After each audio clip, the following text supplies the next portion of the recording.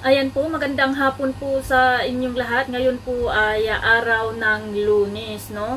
Unang araw po ng week na ito, no? So, ngayon po ang pag-uusapan po natin ay katulad po ng mga sinasabi ko nung mga previous na reaction video ko is tungkol pa rin po ito sa mga supporters ni Luis na pati na rin po, no? Yung mga nag-aalaga, yung mga taong andun nakaramay ni Luis sa araw-araw sa 24/7, no, nakasama ni Luis sa bahay ng Manalastas family, ay di na po sila nag-aatubiling i-bash or magsalita ng di maganda or paratangan ang mga ito, no. So ibig lang sabihin, nangangahulugan lang po na talagang tong mga supporters ni Luis na ito ay punong-puno na po ng inggit sa katawan, hindi lang po inggit, pero talagang wala po silang pangunawa, or hindi ko po alam, sabi ko nga kagabi is ginagawa na lang po nilang tanga-tanga ang kanilang sarili, kasi hindi po nila ginagamit ang kanilang utak, guys, no. Biruin mo, yung tao na andun na kasama mo everyday is sasabihin na masama or galit ka sa kanya, no? Kung ako yun, sabi ko nga is, kung ako ang galit kay Luis at everyday ko siyang kasama, sinabi ko na dati pa, no, na hindi, di ba, nakatira si Juan kay Tikram, sasabihin ko na kay Tikram na Kuya Ram, no? Hindi na ako titira dito sa bahay niyo kasi galit ako dyan, no? Oy, Kuya Ram, pwede bang isauli mo na si Luis sa bahay nila kasi ayaw ko sa kanya, di ba? Ang bilis, ang dali lang po sanang gawin yun, no? Kung totoo po yung sinabi nyo. Ganito po ang comment ng isang Makaluwes, no? Ang sabi ni Juniors 1213, ang sabi niya, editin pa to kung hindi inedit to, sigurado mas mas malala. Ang sabi niya, parang iba yung glaring of eyes ni Ate Jo. If sa akin yun nakatitig yung mata niya, masasabi ko talaga na she hates me. Oh, di ba? Tignan mo at titignan yung mabuti. Tignan niyo ngang mabuti yung glaring ng mata ni Jo. Hindi pa ganun dati. Talaga naman na noon pa is ganyan po ang pagtitig ni Tita Jo. Kung ibalik natin to sa inyo, guys, no? Na mga supporters ni Luis. Every time na may natatanggap po si Dave na box, every time na may mga blessings na natatanggap si Dave at binubuksan nila yung mga box na yan, hindi nyo ba napapansin ang mata ni Luis? Hindi nyo po ba napapansin? No? Kung hindi nyo po napapansin, yun po, no? Yun po ang sinasabing iba ang glaring, no? Iba ang glaring. Ang glaring ng mata na yun ay nagsasabi na parang naiinggit. Yun ang kakaiba ang glaring. Huwag niyong sabihin na si Juan ay iba ang glaring ng mata na parang nagsasabi na Juan hates Luis, no? So, ito pa ang sabi niya. Yan din kasi nakakapagpa-pressure ng tao. Ayan, yan din kasi nakakapagpa-pressure ng tao. Alam niyo, ang nagpapa-pressure lang sa inyong sinusuportahan, kayo mismo. Alam niyo kung bakit? Alam niyo kung bakit? Sa totoo lang, syempre, gusto po ni Luis, no, na gumawa ng paraan para mapasaya po kayo, pero kayo hindi po kayo nag-i-effort na gumawa ng paraan para mapasaya po si Luis, no? 'Di ba? Sabi ko nga, huwag na po nating kalkalin ang mga unang pangyayari noon. Ngayon pa lang, no? Ngayon pa lang dapat ipakita nyo yung pagmamahal nyo, no? Ngayon pa lang dapat ipakita nyo yung effort nyo, hindi yung mag-demand lang kayo sa Manalastas family, no? Demand ng demand, wala namang kayong action, no? Kung mag-demand kayo, kumbaga, kayo kasi pagka mag-demand kayo, akala nyo kayo ang boss, pa-check up mo na yan, Tikram, no? Bilhan mo yan ng study table, Tikram, ganun. Pagka nag-demand ka ng bilhan mo ng study table, Tikram, sana bukas may padala ka na rin pera para may pambili po sila ng study table para po kay Luis. Alalahanin nyo, no? Si Luis ay isa rin po sa mga tinutulungan ni Tikram, at marami po ang tinutulungan ni Tikram, na kung saan ang itinutulong ni Tikram ay galing po sa kanyang kita sa YouTube, no? Na ang kita niya sa YouTube ay galing, kanino galing? Sino ang nag-i-effort sa YouTube ni Tikram ngayon? No? Huwag kayong magsinungaling sa inyo mismo nang galing na kayo po ay naka-unsubscribe kay Tikram. No? So, ibig sabihin, hindi po kayo nanonood. Nandun kayo sa mga comment section dahil lang po nagbabasa po kayo ng mga comment kung saan nyo ibabase ang inyong mga comment. No? So, sinong nag-i-effort? Hindi po ba kami? Karamihan kami po na mga supporters ni Dave. No? Paulit-ulit po namin yung pinapanood para lang po madagdagan ang views. Mga supporters ni Tikram, no? Solid Tikram, yan po ang mga nag-i-effort. No? Hindi po kayo nag-i-effort para po sa inyong sinusuportahan. No? Kaya sabi ko, kayo ang nagpre-pressure sa inyong sinusuportahan. Katulad nito, no? Sa pagiging honor student.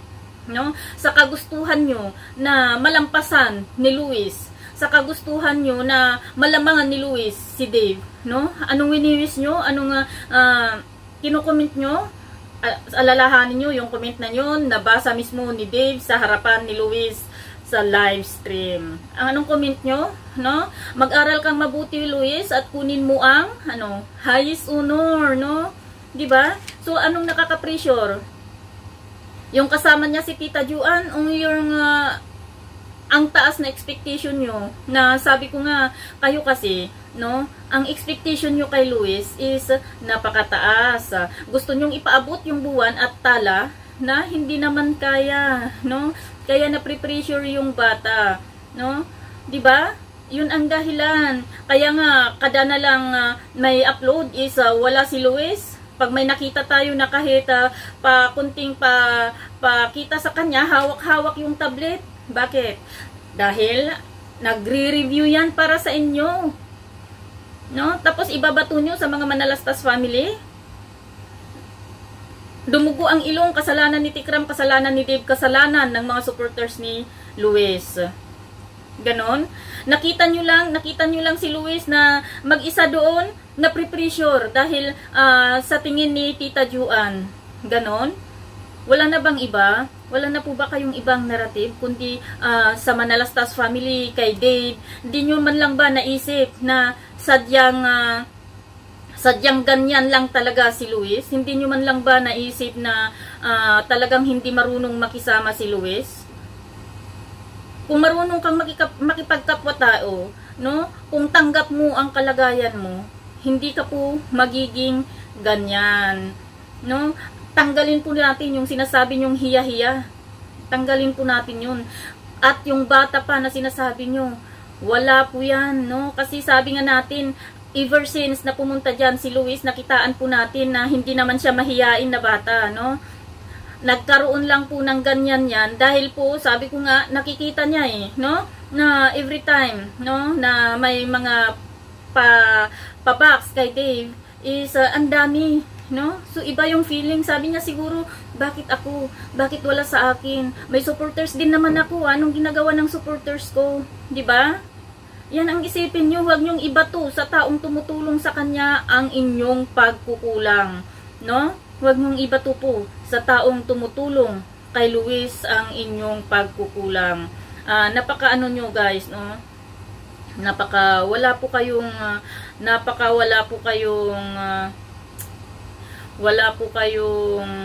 utang na loob, no? Sa totoo lang, wala po kayong utang na loob. Grabe, no? Biruin nyo yan.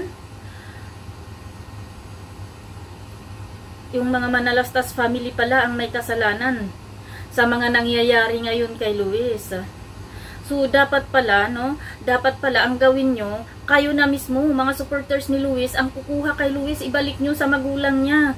Para sa susunod, wala na po kayong ibang sisisihin. Kayo at magulang na lang ni Luis or pamilya ni Luis na lang ang pwedeng sisihin, di ba?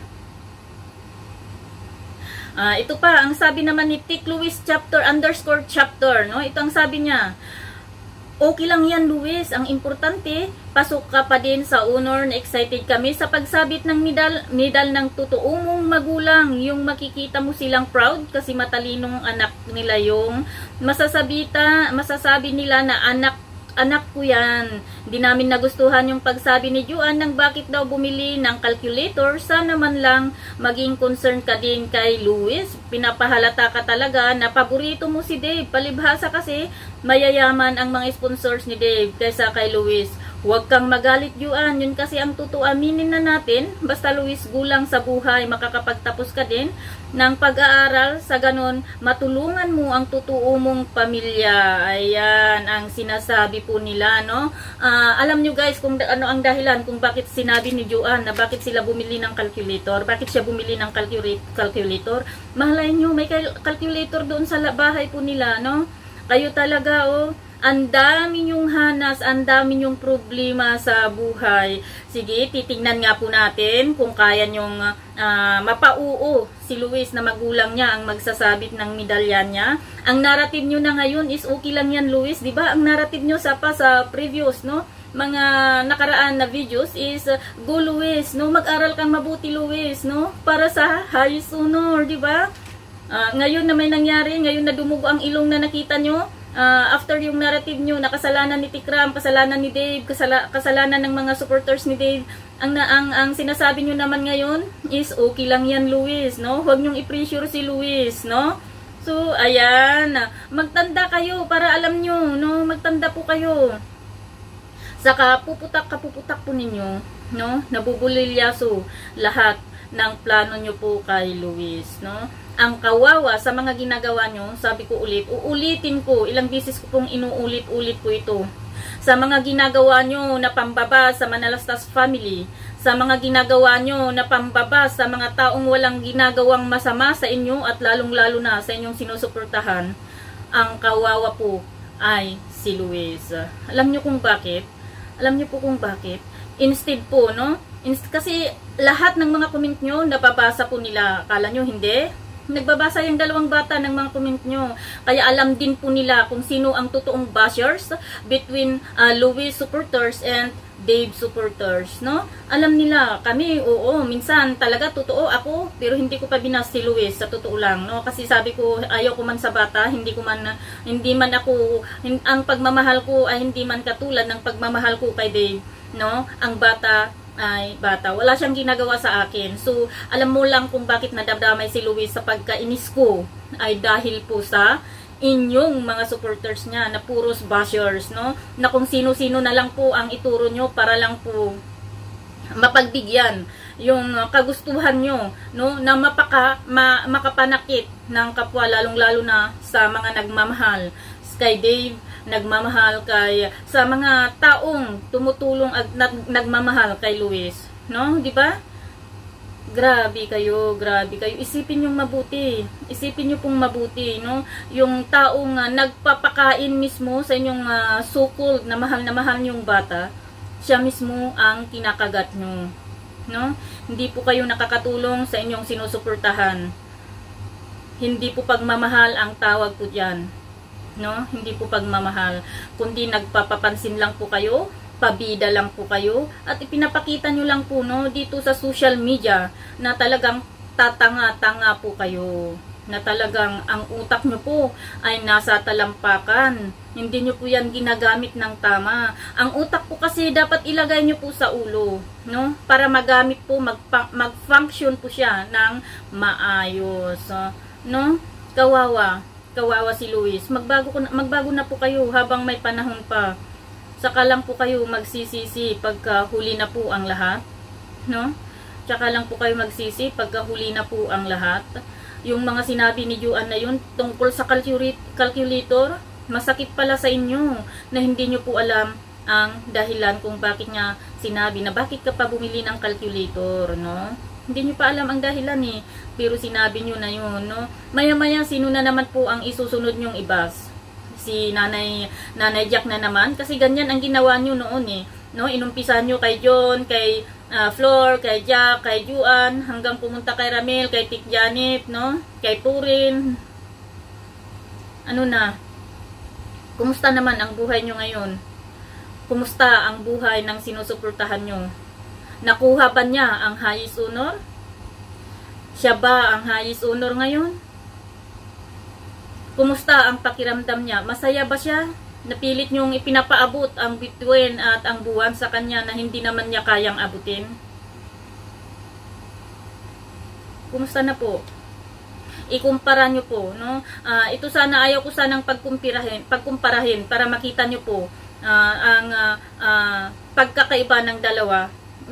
Sasabihin ko po sa inyo ngayon, ikumpara nyo po ang attitude ni Luis at attitude ni Dave. Ever since na pumunta yung dalawang bata sa Manalastas family, nakita po natin kung ano ang pagkakaiba po nila. Si Dave, marunong makisama yan. Kilala ka man o hindi, sa mga bata man na pumupunta sa bahay nila Tikram, siya mismo ang una, no, na nakikipaghuntahan sa mga yan. No, para, lalo na po sa mga scholar, para lang po hindi maramdaman ng mga scholar, no, lalo yung bagong-bagong scholar, na siya ang huli, malilift out siya sa usapan, is kinakausap niya yan. Di po ba? Si Luis, nakitaan niyo po ba ng ganyan? Hindi. Kung hindi pa po siya tatawagin na pumunta sa kanila, ay hindi yan lalapit, no? Trinatry po ng Manalastas family, ni Tikram, ni John, ni Kuya Dave, no, ni Noah, no? Sa lahat ng pagkakataon, no? Na para po siya ay masali sa mga kwentuhan, sa mga pag-iipon, pagtitipon-tipon po nila doon. Pero andun nga po siya, may hawak-hawak naman po na tablet, no? Kung nakikita nyo, sa mga kapatid pa lang po nila, sasabihin ko ng kapatid po nila, no? Sa mga bata pa lang po na anak ni Tikram at anak ni John, no? Nakita nyo ba na si Luis ay siya mismo ang pumunta para makipaglaro sa mga bata? Sa mga bata pa lang po na tinutulungan ni Tikram na nandun, nakita nyo ba si Luis na siya mismo ang lumapit sa mga bata? Hindi po. Sa mga kapatid na lang niya po, guys, no? Sa mga batang kapatid niya, ever since pagka pupunta po doon or sila ang uuwi doon, nilalapitan po ba siya ni Luis? Hindi po, no? Mas sasabihin ko pa na si Dave ang gumagawa ng effort para anuhin yung mga kapatid niyang bata kaysa kay Luis. Sa nanay niya, kung hindi pa po sasabihin ni Ramil or ni John na lalapitan niya yung kanyang ina, lalapitan po ba niya? Hindi po, no? Ang dami pong pagkakaiba mayroon si Luis at si Dave, no? Si Luis po kasi, kagaya po nga ng sinabi nyo, dahil po sa kaiisip, negative thinking, no? Si Dave naman is positibo ang pananaw kasi ni Dave sa buhay. Mabigat, mas mabigat, malayong mas mabigat ang karanasan ni Dave, ang hirap na pinagdaanan ni Dave mula nung siya ay humiwalay sa kanyang lulu at lula or sa sinasabi nating tunay niyang ina, no?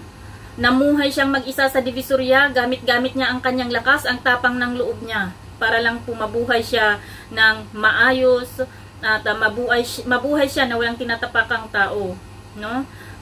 Si Luis naman, sabi natin, andyan ang support ng pamilya niya, ate niya, kuya niya, nanay niya, no? Tanggalin natin ang tatay niya kasi nasa bilangguan nga siya dati, di ba? Tapos ano pong ginagawa niya? Nagpapastol ng itik. Kung narinig niyo po yung tinanong nila kung bakit niya naisipang magpastol ng itik, maghanap buhay para may pambili ng cellphone. 'Di ba? Kasi nga naman may pamilya ka, may bahay kang tinutuluyan oh. So yung hirap pa lang po na pinagdaanan po nila is magkaiba. 'Di ba? Pero yung ibinunga kay Dave ay positibo, no? Kay Luis naman, pero sabi ko nga, hindi naman ganyan si Luis Nagkaroon lang ng ganyang nung si Luis nung laging may mga box na dumarating para galing sa mga sponsors ni Dave, no? Na binibigyan naman din siya dati, di po ba? Pero kayo kasi sa pampapas nyo, sa mga nagbibigay, sa mga sponsors, kaya tinigil na po nila ang pambibigay kay Luis. Kasi pagka, instead na i-appreciate nyo yung isa, dalawa, tatlo na ibibigay sa kanya, hindi. Bakit yun lang ang natanggap ni Luis? Pero kayo nga mismo, ng mga supporters niya, hindi nyo kayang bigyan. Magaling lang po kayo sa ngawa, kulang po kayo sa gawa. So, ayan, sana next time, sa uulitin, sabi ko nga, next time, is mag-isip-isip po kayo, no? Hindi malabong ang inyong mga pinagsasabi sa mga taong tumutulong kay Luis ay baka mamaya yan po ang mitsa kung bakit hindi po talaga nila maibigay yung buong pagmamahal po nila kay Luis dahil po sa kagagawan yung mga supporters niya. No, isipin niyo po ang mga dapat isipin. Isipin niyo po kung bakit kaya ganito, no? Ano kayang dahilan, no? Kung kaya nating baguhin, baka tayo ang may mali, no? Mag-a-adjust tayo, no? Ganun lang po 'yun. Madali lang naman aminin ang isang pagkakamali, guys, no? At baguhin ito kung tayo po ay may mga utak, kung tayo po ay matatalinong tao, pero kayo po kasi, guys, is mali na nga, is pinaglalaban nyo pa rin, ginagawa nyo pa rin tama ang mali. Ang itim sa inyo ay kahit ang puti sa inyo ay mali, no? Kahit sabi ko nga is kahit kitang-kita na ng inyong mga mata, no, ang pangyayari ay tama pa rin, no? Kasalanan pa rin ni Dave, 'di ba? So, uulitin ko, mga supporters ni Dave supporters, ni Luis supporters at Dave supporters, no? Sana, no? Maging thankful tayo sa mga taong tumutulong sa kanila. Kung hindi man tayo makatulong, kahit suportahan lang natin yung mga uploads nila tungkol sa kanila, no? Hindi na nga, ang masama dito, hindi na nga tayo nakakatulong financially, tayo pa po ang magpapabagsak sa kanila, no? Hindi na nga po tayo makatulong sa taong sinusuportahan natin, tayo pa po ang may ganang ngumawa tungkol sa mga taong tumutulong sa kanila. So, ayan guys, no? Uulitin ko, ang utak po dapat ilagay sa ulo, huwag ilagay sa talampakan para po hindi maapak-apakan, no? At makapag-isip po tayo ng mabuti, no? Okay, see you next time and bye. God bless po sa inyong lahat at mag-iingat po kayo lagi. See you.